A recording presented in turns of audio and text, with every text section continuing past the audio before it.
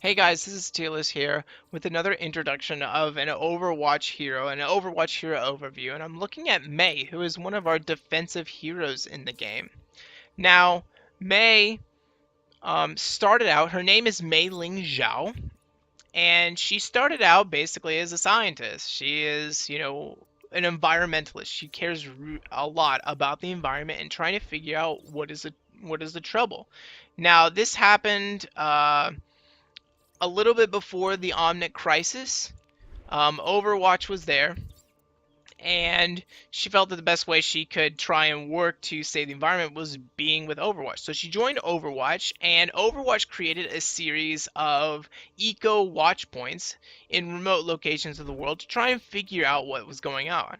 In the specific case of Mei, she was assigned to the Antarctica Overwatch outpost, and that is where she began her scientific work to try and figure out what climate issues were, what were the problems causing the climate issues. Now, in the middle of her work, that Overwatch outpost was attacked by a polar storm, and the only way for survival was for them to go into cryostasis because their supplies basically dwindled to nothing with that polar storm, so they went into cryostasis and hoped for rescue. No one came to the rescue though, and she stayed there for long times. Mei ended up being the only survivor, and later on, someone finally found Mei and saved her from that cryogenics chamber. Now, when Mei awoke, the world was completely different. The Omnic Crisis had happened, Overwatch was completely gone, so things were completely different from Mei. However, Mei really didn't lose hope. She continued on with her study. She took, even though a lot of the clues to the problems with climate change were, kind of lost, she continued her work and traveled the world trying to figure out the clues as to why there was such a serious climate issue and why the climate was in peril. That is exactly how Mei became an Overwatch hero. So Mei is an undervalued hero in my opinion. I think she has a lot of potential and a lot of poke damage potential and overall just utility that she can bring to a team as a defensive hero. She's one of my favorites. I've had a blast playing her, and she's got a lot of uses in her kit. Now her first ability is called the Endothermic Blaster. Now basically it's you press the left trick and it's like a freeze of sorts, as you can see right here. And it has a lot of ammunition. Even though it's going down quickly, I have 200 ammunition, so I'm able to use it for a long time. I will say, though, it can be difficult to freeze a kind of fast-moving hero. But for the most part, it does its job well. I can sit here, and after a while, he's going to freeze up, and he'll become immobile. So especially a large tank target, if a large tank target comes in and tries to do something, you can use this endothermic blaster and just continually freeze them until they're frozen solid and they're stuck there for a few seconds, and then you can melee them and kill them. That is probably the most important combo that is used with Mei. Now the other option, notice that I'm not hitting the target. It's right here that I'm finally hitting the target. So as you can see, definitely got a short range on this. I'm sitting at this yellow marker here. However, her other option with the Endothermic Blaster is a kind of burst cannon. It's like a triple shot. And I'm going to aim at that mob all the way back there that's firing at the robots. And as you can see right there, I'm hitting that target. Ooh, sorry about that. All the way across the map. A lot of damage. You can see right here just how much damage it does. It's just one ice missile. And it can fire quickly. You can hold down the button and it'll continue to fire. So it does a lot of damage. And it does, I believe, less damage the further away you are. I'm not quite sure about that.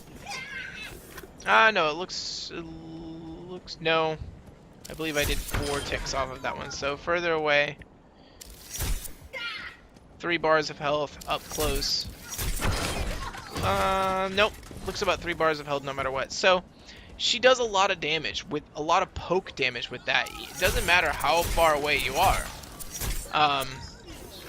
Does a lot of damage. As you can see, I can poke him down from here. Let's see how much. Oh, I just killed it. Be reasonable. I guess we can see. We'll go ahead and fire this and see how much damage she actually does in one hit from across the map. Looks like it's not gonna show it. I need to hit you a little bit. So it doesn't do much damage from across the map. That's one thing to note. But it can attack from across the map and begin to poke people. And it becomes a powerful weapon. So you either have a choice of freezing the enemy and then meleeing them if you're in close range. Notice it started to slow them. It starts to slow them. Or you can poke damage them from afar. Now do know that the poke damage does take 25 ammunition at a time, which means you have 8 shots before it's all gone. But it is pretty powerful. Her first ability, outside of her weapon, is going to be Cryo Freeze. Now, this is Ice Block. That's all it is, Ice Block. Which can be very useful. As a defensive hero, I'm not as fond of it, but it plays into her kit very well. She is a close range defensive hero. So whereas Junkrat and Hanzo can zone people from far away, Mei is kind of like the last stand. When they get too close, then you have her freezing enemies.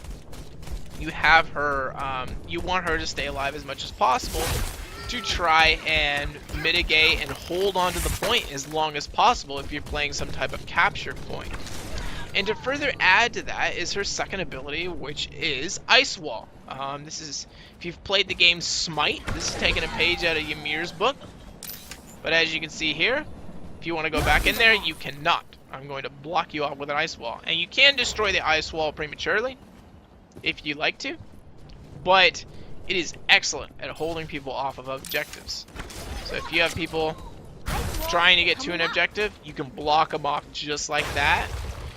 And once again, that plays into her kit of being more of a close range. If they're trying to make their way, they're this close, you can protect yourself for a while with that.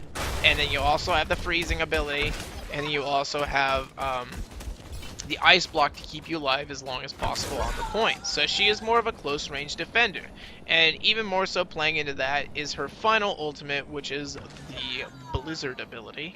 And I'm going to go ahead and use it right here, and basically just imagine that this is a point and the enemies are swarming you.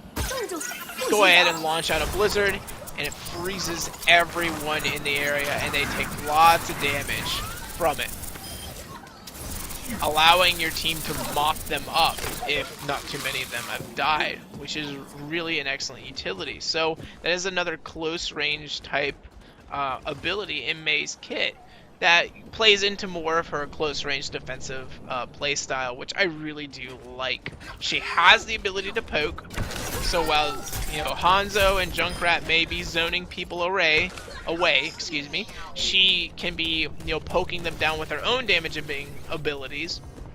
But at the same time, when things get close and Junkrat and especially Hanzo become less useful, that's when you can freeze them all or block them off with walls, and freezing them will play well into Hanzo's hands,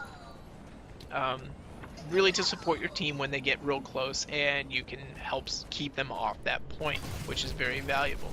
So I really enjoy Mei. She's really a different type of defender in the reasons that she's up close instead of far away. There aren't as many up-close defenders as there are for the ranged zoning type, so it's nice to have her play in the game. Really enjoy her. I hope you guys check her out. She's a lot of fun. But that is everything for May. Hope to see you guys out there in Overwatch. Otherwise, see you later. Tail us out.